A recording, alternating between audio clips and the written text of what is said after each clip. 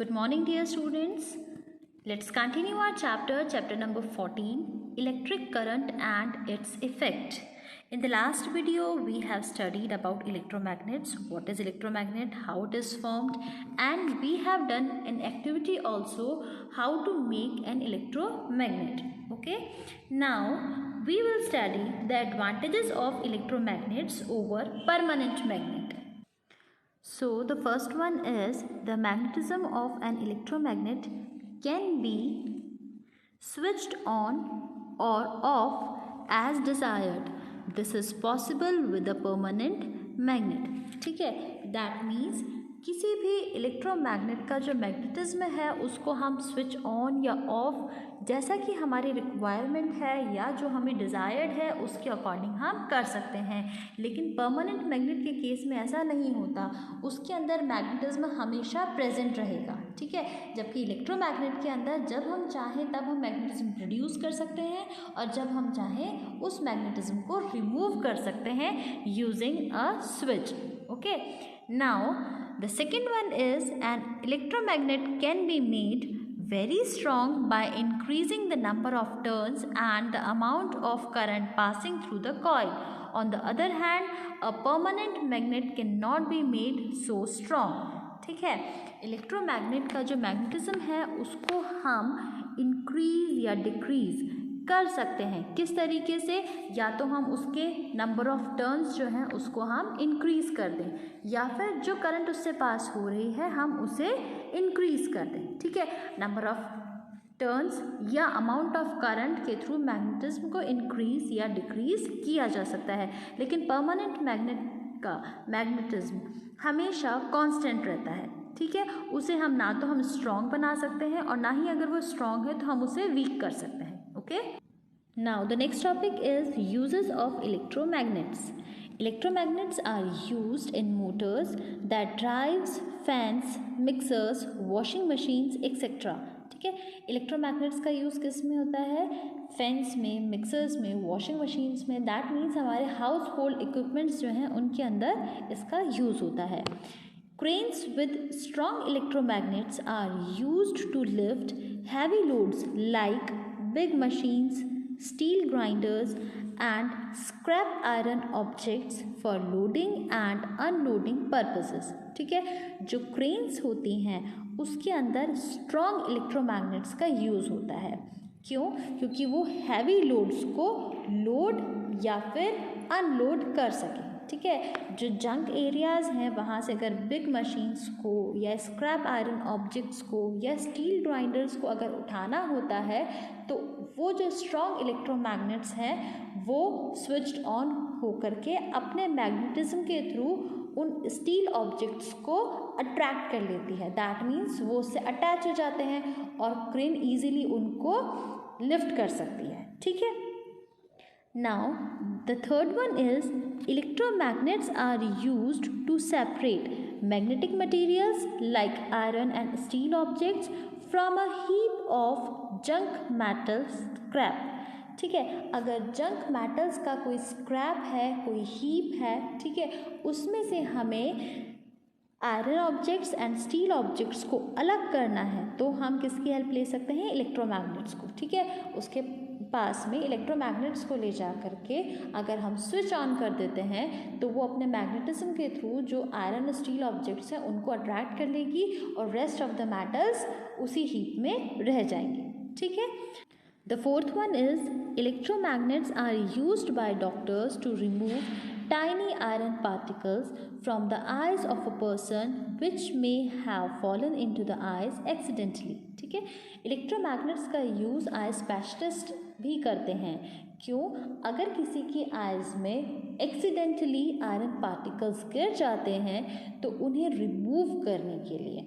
Okay, electromagnets are also used in electric bells, telegraphs, telephone instruments, loud speakers etcetera. ठीक है, बहुत सारी machineries ऐसी भी हैं जिनकी वर्किंग इलेक्ट्रोमैग्नेट्स पे बेस्ड है। For example electric bells, loud speakers, telephone instrument, ये सब। ठीक है, कैसे करते हैं इसके लिए हमें इन मशीनरीज की वर्किंग को पूरा समझना पड़ेगा। ठीक है, So here is explained one electric bell. Okay, now the next topic is electric bell. An electric bell works on the magnetic effect of current. It has an electromagnet in it. ठीक है, electric bell किस पे work करती है? Current के magnetic effect पे.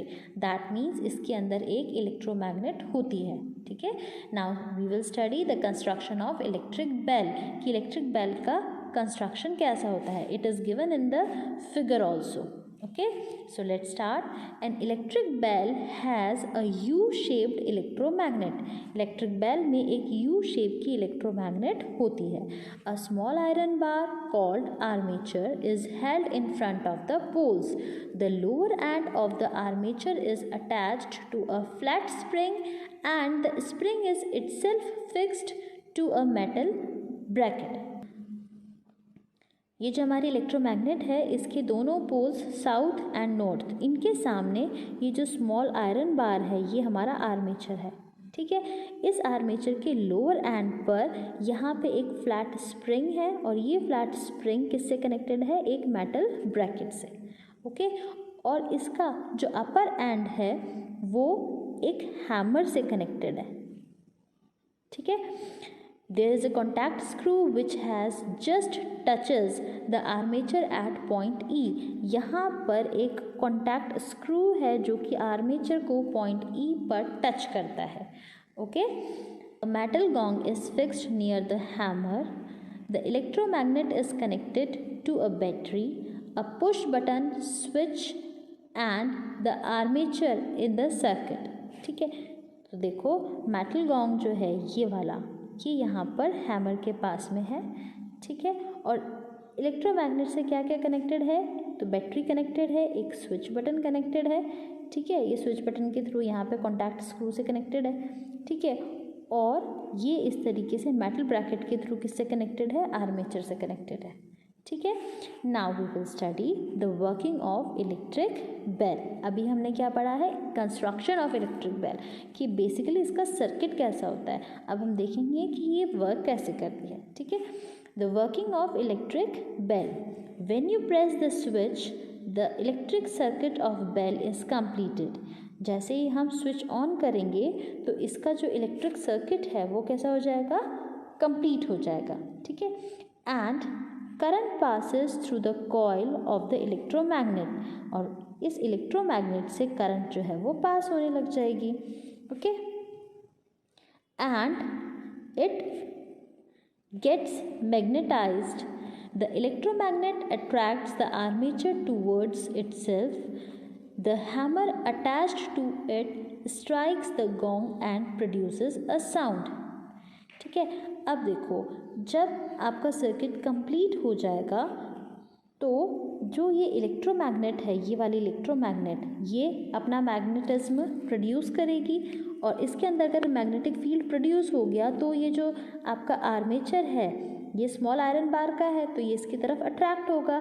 Magnet iron को attract करती है ना, तो ये जो आर्मेचर है ये कहाँ अट्रैक्ट होगा? इस इलेक्ट्रोमैग्नेट की तरफ. ठीक है, जब ये अट्रैक्ट होगा इस तरफ तो इसके कारण क्या होगा? ये हैमर भी कहाँ जाएगा? मेटल गॉन्ग से टकराएगा. ठीक है, और आपकी नॉइस प्रोड्यूस होगी. ठीक है, when the armature moves towards the magnet, its contact with the contact screw is broken at point E. Due to this, the electric current breaks and no current flows in the electromagnet coil. The electromagnet loses its magnetism and the armature is no longer attracted by it.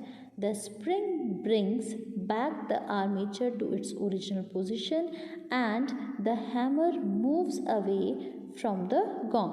ठीक है, now see in the diagram. जब ये जो armature है इस तरफ attract होगा electromagnet की तरफ तो इसका कॉन्टैक्ट इस कॉन्टैक्ट स्क्रू से हट जाएगा. ठीक है, यानी कि आर्मेचर और कॉन्टैक्ट स्क्रू के बीच में गैप आ जाएगा. अगर ये गैप हो जाता है तो ये सर्किट कंप्लीट नहीं होगा, ब्रेक हो जाएगा. अगर ये सर्किट ब्रेक हो जाएगा तो जैसे ही इस इलेक्ट्रोमैग्नेट से करंट पास होना बंद होती है वैसे ही ये अपना इलेक्ट्रोमैग्नेटिज्म खो देगी. ठीक है, और जैसे ही मैग्नेटिज्म खो देगी तो जो अट्रैक्शन है अभी आर्मेचर और इलेक्ट्रोमैग्नेट के बीच में वो भी ख़त्म हो जाएगा। ठीक है, तो आर्मेचर वापस अपनी प्रीवियस कंडीशन में आ जाएगा, यानी अभी जो इस इलेक्ट्रोमैग्नेट से अटैच हो गया था वो वापस से इससे दूर चला जाएगा। ओके, अब जैसे ही आर्मेचर इससे वापस से दूर जाएगा, दैट मीन्स ये वापस इस कॉन्टैक्ट स्क्रू से टच हो जाएगा। जैसे ही ये टच होगा वापस से करंट जो है इसमें फ्लो होने लग जाएगा, क्योंकि सर्किट कंप्लीट हो जाएगा। जैसे ही करंट फ्लो होगा फिर से मैग्नेटिज्म प्रोड्यूस होगा और आर्मेचर को इलेक्ट्रोमैग्नेट अपनी साइड अट्रैक्ट कर लेगी। दैट मीन्स ये प्रोसीजर बार बार चलता जाएगा। ठीक है, करंट फ्लो होगा तो मैग्नेटिज्म प्रोड्यूस होगा, मैग्नेटिज्म प्रोड्यूस होगा तो आर्मेचर इलेक्ट्रोमैग्नेट की तरफ अट्रैक्ट होगा। ठीक है, अगर वो अट्रैक्ट होता है तो उसका कॉन्टैक्ट इस कॉन्टैक्ट स्क्रू से हट जाएगा। उसके हटते ही सर्किट ब्रेक हो जाएगा। सर्किट ब्रेक होते ही मैग्नेटिज्म भी ख़त्म हो जाएगा। मैग्नेटिज्म ख़त्म, दैट मीन्स अट्रैक्शन ख़त्म। अट्रैक्शन ख़त्म तो आर्मेचर वापस इस इलेक्ट्रोमैग्नेट से दूर हो जाएगा और वापस इस कॉन्टैक्ट स्क्रू के टच हो जाएगा। जैसे ही वो इससे टच होगा फिर से सर्किट कंप्लीट होगा, फिर से मैग्नेटिज्म प्रोड्यूस होगा और वापस आर्मेचर इसकी तरफ अट्रैक्ट हो जाएगा। दैट मीन्स ये प्रोसीजर चलता रहेगा। एक बार तो सर्किट बनेगा, एक बार सर्किट ब्रेक होगा, फिर से सर्किट बनेगा और फिर से वो ब्रेक होगा। और जितनी बार ये बन के ब्रेक होगा उतनी बार ही हैमर जो है वो इस मेटल गॉन्ग पे स्ट्राइक करता जाएगा। ठीक है, ये प्रोसीजर कब तक चलता जाएगा? जब तक कि ये वाला स्विच जो है ये ऑन रहता है, और अगर ये ऑफ रहेगा तब तो सर्किट इनकम्प्लीट ही रहेगा। दैट मीन्स कोई भी साउंड प्रोड्यूस नहीं होगी। As soon as the armature comes back and touches the contact screw, the circuit is complete and current starts flowing in the electromagnet coil again. This process of make and break of the electric circuit occurs when you press the switch. Thus, the hammer strikes the gong rapidly, producing almost continuous sounds, and we say that the bell is ringing. ठीक है, तो इस तरीके से circuit के बार बार make and break procedure से sound जो है वो प्रोड्यूस होती है और हम कहते हैं कि बेल रिंग हो रही है। Okay, now the most important thing in this chapter is the concept map of the revision. आपके हर चैप्टर के बाद में एक कंसेप्ट मैप दिया हुआ है ताकि आपका एक रैपिड रिवीजन चैप्टर का हो सके। ठीक है, तो लेट्स कंटिन्यू इट। देखो, what is electric current? It is the flow of electron. Okay, अब इसके सोर्सेज क्या होते हैं? इसके सोर्सेज होते हैं इलेक्ट्रिक सेल। इलेक्ट्रिक सेल इसका सोर्स है क्योंकि ये पावर जनरेट कर रहा है। ठीक है, और अगर हम दो या दो से ज़्यादा इलेक्ट्रिक सेल्स को कंबाइन करके लगाते हैं एक ही सर्किट में तो उसको हम क्या बोलते हैं? Electric battery. Okay, now what is electric circuit? ठीक है, जिस पाथ के थ्रू इलेक्ट्रिक करंट फ्लो होता है उसी को हम क्या बोलते हैं? इलेक्ट्रिक सर्किट कहते हैं। ठीक है, अब इसके लिए हम दो टर्म्स यूज़ करते हैं, एक तो ओपन सर्किट और एक क्लोज सर्किट। ओपन सर्किट जब स्विच आपका ऑफ हो, यानी कि सर्किट आपका कंप्लीट नहीं हो। ठीक है, और जब आपका स्विच ऑन होता है तो उसको हम क्या बोलते हैं? Closed circuit. Close circuit means उसके अंदर अब करंट फ्लो होगी। ठीक है, now come to its effect. इसके दो इफेक्ट्स हमने पढ़े हैं यहाँ पे, मैग्नेटिक एंड हीटिंग। ठीक है, मैग्नेटिक इफेक्ट क्या होता है? Current carrying wire behaves like a magnet. ठीक है, कोई भी वायर जिसके अंदर करंट फ्लो हो रही है वो एक मैग्नेट की तरह बिहेव करता है, तो उसको हम क्या कहते हैं? इसका मैग्नेटिक इफेक्ट। ठीक है, फॉर एग्जाम्पल इलेक्ट्रोमैग्नेट्स हम बनाते हैं। Magnet produced by passing an electric current through a coil of insulated wire wound around a soft iron rod. एक सॉफ्ट आयरन रॉड के ऊपर अगर हम इंसुलेटेड वायर के अंदर इलेक्ट्रिक करंट फ्लो करते हैं तो वो एक मैग्नेट प्रोड्यूस करता है, उसको हम क्या कहते हैं? इलेक्ट्रोमैग्नेट। ठीक है, और इनकी स्ट्रेंथ को हम इस इलेक्ट्रोमैग्नेट के मैग्नेटिज्म को हम इंक्रीज या डिक्रीज कर सकते हैं। कैसे? या तो हम number of turns in the coil increase कर दें या फिर जो करंट उससे पास हो रही है उसका अमाउंट, उसका मैग्नीट्यूड इंक्रीज कर दें। ठीक है, और अगर आपको इसकी स्ट्रेंथ को कम करना है तो आप नंबर ऑफ टर्न्स को कम कर दीजिए या फिर जो करंट फ्लो हो रही है उसे कम कर दीजिए। ठीक है, इसका यूज़ कहाँ कहाँ पर है? Cranes, Motors, that drives fans, mixtures, cranes, motors that drives fans, mixtures, washing machines etcetera. ठीक है, तो यहाँ पे इलेक्ट्रोमैग्नेट का यूज़ होता है. Now come to its second effect, heating effect. Produce heat when current flows through a high resistance wire. ठीक है, हीटिंग इफेक्ट के लिए हमें क्या ज़रूरत है, हाई रेजिस्टेंस वायर की, क्योंकि जितना ज़्यादा रेजिस्टेंस होगा किसी वायर का उतना ही ज़्यादा वो करंट का अपोज करेगी, और जितना ज़्यादा अपोज होगा करंट का उतना ही हीटिंग इफेक्ट प्रोड्यूस होगा. तो इसकी एप्लीकेशंस कहाँ कहाँ हैं. एक तो इलेक्ट्रिक फ्यूज़ में. इलेक्ट्रिक फ्यूज़ का क्या काम होता है, वो इलेक्ट्रिक सर्किट को ब्रेक कर देता है. कब, जब उसके अंदर एक्सेसिव करंट फ्लो होता है. ठीक है, ये बहुत ही इम्पॉर्टेंट एप्लीकेशन है हीटिंग इफेक्ट की. ठीक है, second one is electric bulb, geyser, immersion rod etcetera. ठीक है, ये तो आपको लर्न करना है.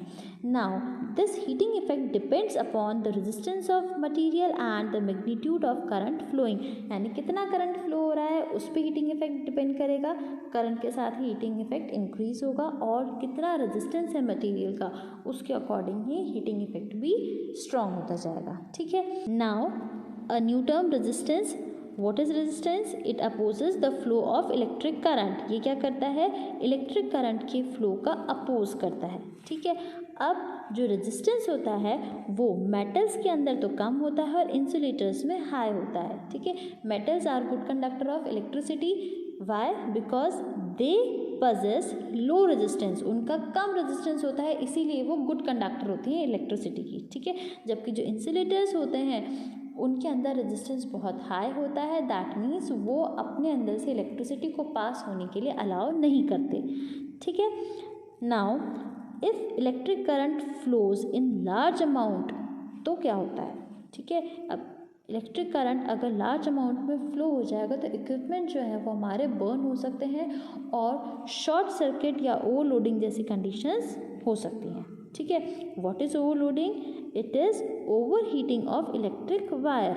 ओवरलोडिंग में क्या होता है, सिंगल सॉकेट में बहुत सारी केबल्स आपने लगा दी तो बहुत सारी करंट वो विड्रॉ करने लग गए, बहुत सारी करंट आ गई, एक्सेसिव करंट, तो उसके कारण जो हीटिंग इफेक्ट होगा वो भी ज़्यादा होगा. और एक्सेसिव हीट के कारण जो इफेक्ट प्रोड्यूस होता है उसको हमने क्या कहा है, ओवरलोडिंग. ठीक है, short circuit.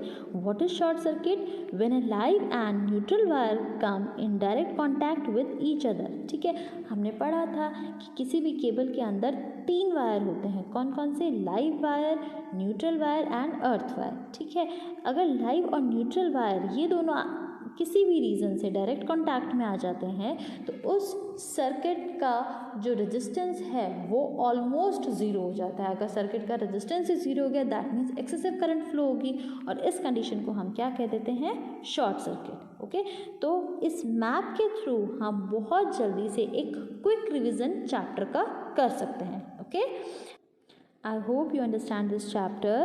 Please revise it, read it once more from your book. Okay.